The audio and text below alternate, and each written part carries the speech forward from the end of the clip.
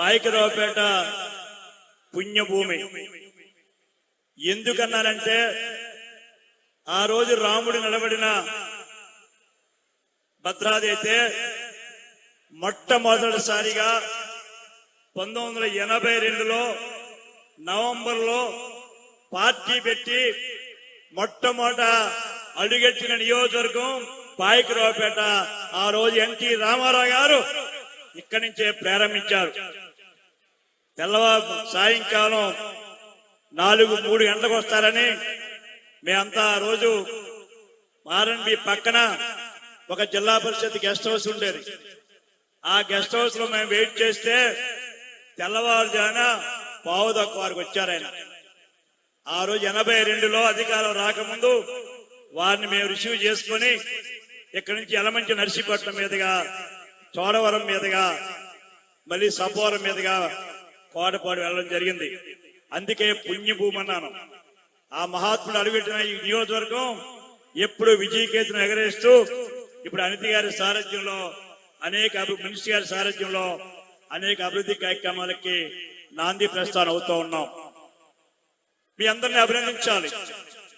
మొన్న ఎన్నికల్లో ఒక దుర్మార్గ పాలనకు స్వస్తి పలికి ఏదైతే ఈ రాష్ట్రం అన్నిట్లో అన్నపూర్ణ లాంటి ఈ రాష్ట్రం, అక్షరక్రమంలో ముందున్న ఈ రాష్ట్రం, దేశంలోనే పురోగతి వస్తున్న ఈ రాష్ట్రం, ఆ రోజున నందమూరి రామారావు గారు సంస్కరణలకు నాంది పలిగితే చంద్రబాబు నాయుడు గారు దాన్ని ఒడిము పట్టి ప్రపంచ దేశాలకే శాసించిన నాయకుడి నాయకత్వంలో మనంతా కలిసి వేళ మహాకూటమి ద్వారా అభివృద్ధి కార్యక్రమాలకి ముందెళ్తూ ఉన్నాం.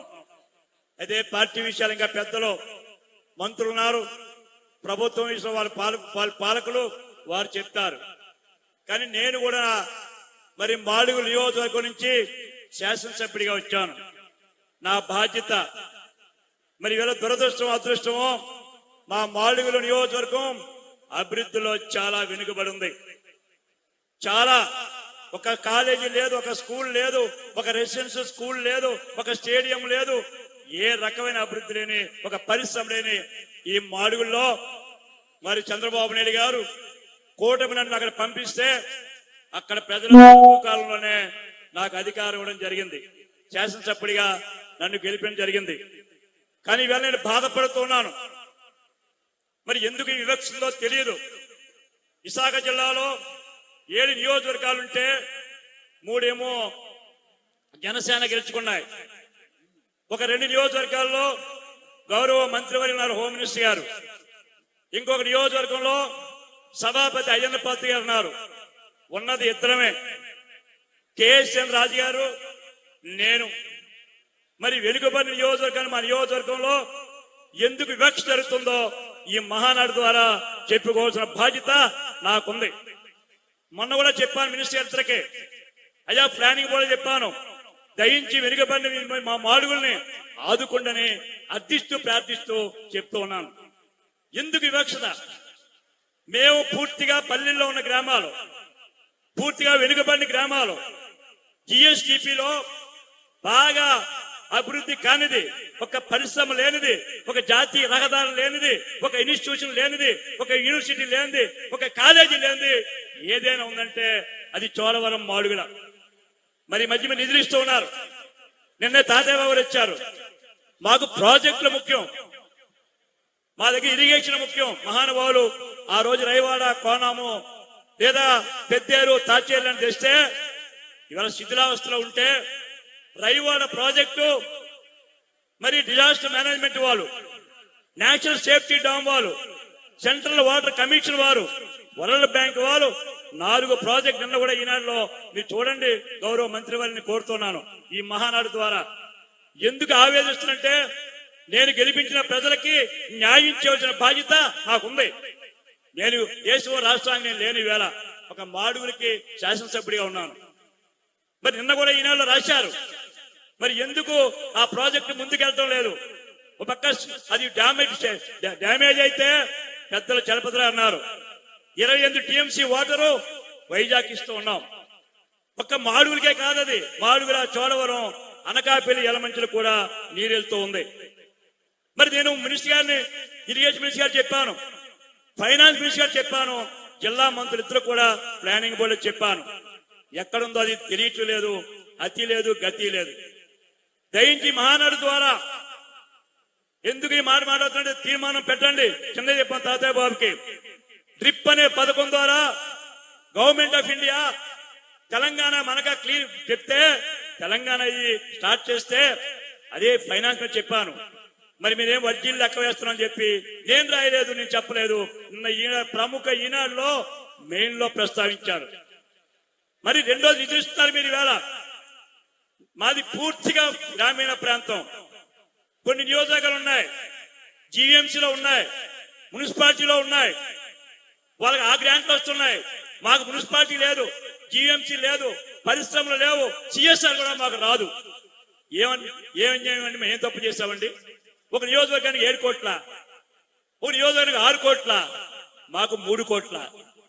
మాకు రోడ్లు లేవా? మాకు ఇరిగేషన్ ప్రాజెక్టులు లేవా? మేము మమ్మల్ని ప్రజలు ఎన్నుకోలేదా? చెప్పండి మినిస్టర్తో కూడా.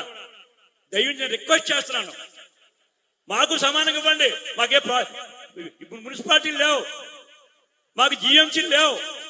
ఉన్నదల్లా గ్రామీణ ప్రాంతం. నాకు కేఎస్ చోడవరం ఎమ్మెల్యే గారిని, మరి మాకు అభివృద్ధి అక్కర్లేదా? మేము ప్రజలకు చెప్పుకోక్కర్లేదా? మేము ప్రజలకు జవాబుదారు కాదా?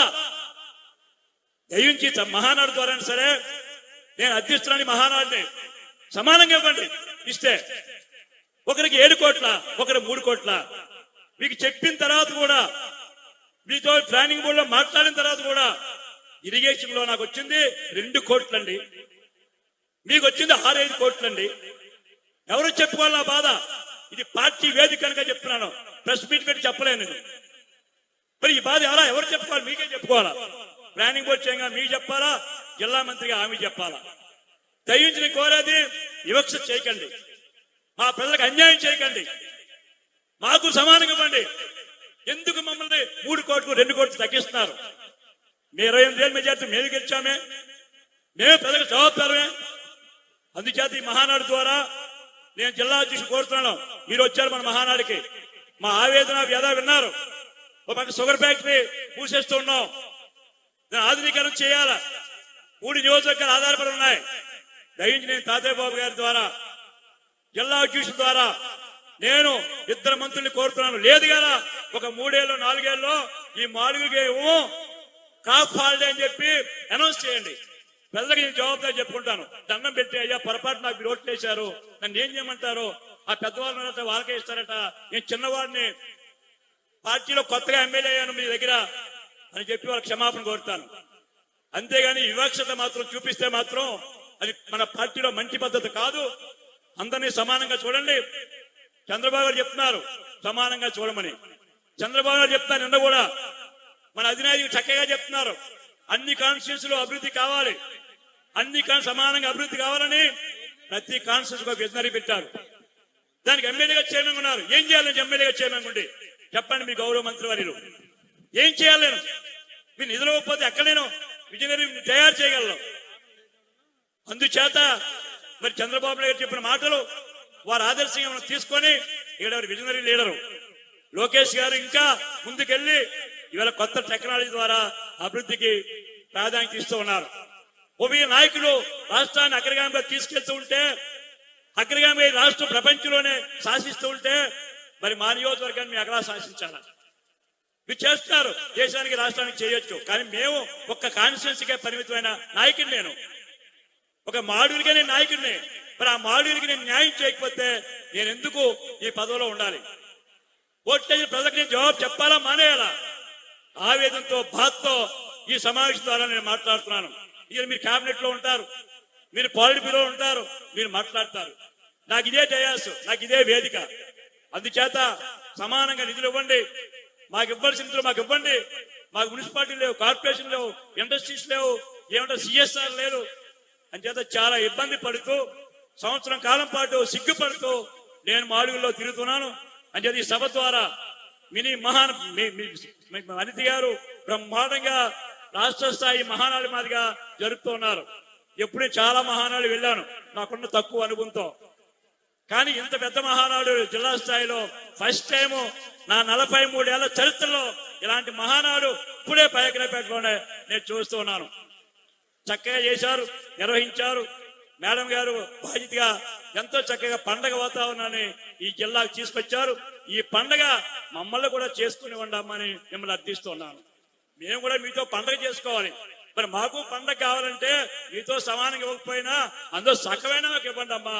ఇస్తే మేము కూడా ప్రజలకు స్టాప్ చెప్పుకుంటామని చెప్పి మీకు సభాముఖంగా తెలియపరుస్తూ ఒక చక్కని చంద్రబాబు నాయకత్వంలో డెఫినెట్ గా, ఎందుకంటే మనం చూసాం నిన్నే జగన్ గురించి ఒక్క మాట చెప్పాను. నేను జగన్ గురించి చెప్పే అవకాశాలకి పెద్దలు మాట్లాడతారు.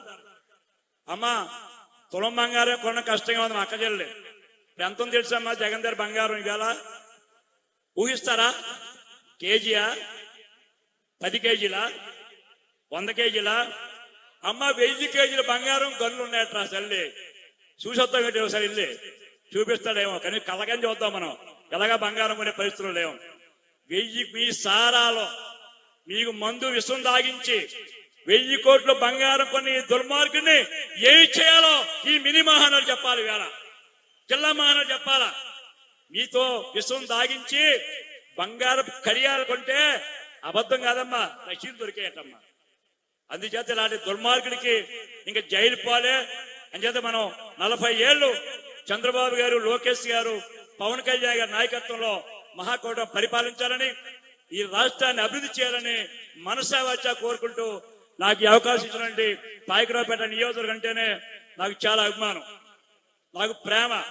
అనేక సందర్భాల్లో ఈ నియోజకవర్గంలో నేను పనిచేశాను. అనేక ఎన్నికల్లో కూడా వచ్చి ఇక్కడ పనిచేశాను. దృఢదీక్షమైన కార్యకర్తలు, కష్టంతో పనిచేసే కార్యకర్తలు, నిస్వార్థంగా పనిచేసే కార్యకర్తలు, చివరకు జైలు కూడా పోయిన కార్యకర్తలు కూడా ఈ పాయకరావుపేటలోనే ఉన్నారు. అందుచేత ఇలాంటి పాయకరావుపేటలో జిల్లా మహానాడు జరుపుకోవడం, హోమ్ మినిస్టర్ గారి సారథ్యంలో, అనిత గారి సారథ్యంలో జరుపుకోవడం ఎంతో ఆనందంగా ఉంది. ఒక నాయకుడు, ఒక ఎమ్మెల్యేగా మీతో భాగస్వాములయ్యే అదృష్టం కలిగింపజేసిన చంద్రబాబు నాయుడు గారికి, లోకేష్ గారికి నా హృదయపూర్వక ధన్యవాదాలు తెలియపరుచుకుంటూ వెళ్తున్నాను. జై హింద్, జై తెలుగుదేశం.